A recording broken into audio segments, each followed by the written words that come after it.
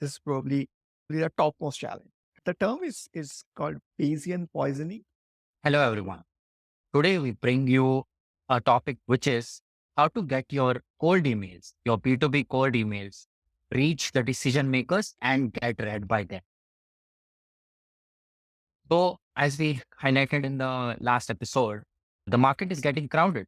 However, the problem still remains that there are only finite decision makers, and that just means your inbox is going to get flooded. Compounding to that problem, now what we are seeing is that Apple, Google, Microsoft, who are owning your email ecosystem, they are introducing certain filters and certain barriers to eliminate spammy inboxes, to reduce the load on the decision makers' email. Your data providers, your LinkedIn's of the world, people, when you go out and search for these decision makers, they will just throw out the same list of decision makers. That just means if I am a decision maker, today not 50, but 5,000 people have access to me, and I'm just not going to be able to respond to 5,000 emails. So today, what we did is we found out a piece by Philip who suggests a way to counteract the filters and the barriers that our email might have. Yes. So it's a challenge that every SDR and the outreach team is struggling with. Yes. Okay. This is probably the topmost challenge. Okay. So what Philip talks about is the term is called Bayesian poisoning. It's the inboxes work in a very interesting way. So basically they use some sort of Bayesian technique to understand whether your emails are looking like spam emails. Okay. All right. If you have similar looking emails going from your inbox, chances are that Google, Microsoft, or Apple will understand that, okay, this is some sort of cold email effort and you land in promotion tab or it's not the primary inbox.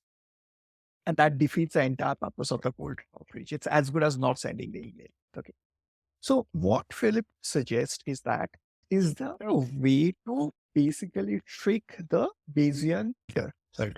And the way to do that is basically writing email sentences which look like real sentence. Okay. And a lot of variations of that. Okay. So one of the ways of doing it is using something called a spin tags, where basically you introduce variations of sentence in your email. So it could be starting with hi, and then some emails will get hello, some will be hey. Maybe you add a quote at the end of your signature, and that quote can change. Even some of the sentences, signatures, everything can vary across your emails. And now tools support that.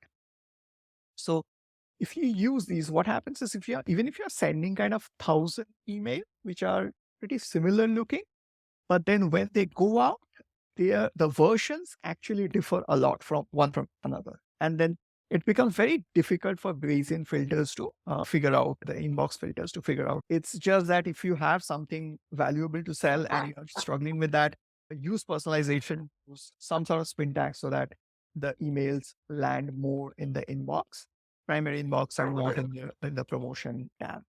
And tagging on to our last episode, we mentioned the importance of personalizing your email to these decision makers so that, the click rate for these individuals are high.